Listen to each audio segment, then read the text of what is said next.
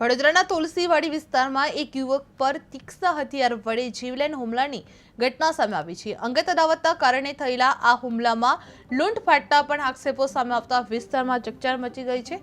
તુલસીવાડી વિસ્તારમાં યુવક પર ગુપ્ત અને તલવાર જેવા તીક્ષ્ણ હથિયારો વડે હુમલો કરવામાં આવ્યો હોવાનું સામે આવ્યું છે। પ્રાથમિક માહિતી મુજબ હુમલો અંગત અદાવતના કારણે થયો હોવાનું અનુમાન છે।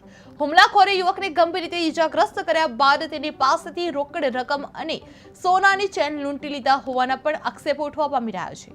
આ ઘટનાની જાણ થતાં પોલીસ તાત્કાલિક ઘટના સ્થળ પર પહોંચી હતી અને ઈજાગ્રસ્તને સારવાર માટે હોસ્પિટલ ખાતે ખસેડવામાં આવ્યો હતો। પોલીસે આરોપીઓને ઝડપી પાડવા માટે તપાસ પણ હાથ ધરવામાં આવી રહી છે અને આગળની કાર્યવાહી હાથ ધરાઈ રહી છે। જે તુલસીવાડીમાં યુવક પર જીવલેણ હુમલો થવાની ઘટના સામે આવી છે, જે તીક્ષ્ણ હથિયાર વડે હુમલાની ઘટના સામે આવી રહી છે। જે અંગત અદાવતે આ હુમલો થયો હતો જે હોવાનો અંદાજ પણ કરવામાં આવ્યો છે, જે પોલીસે તપાસ હાથ ધરવામાં આવી છે।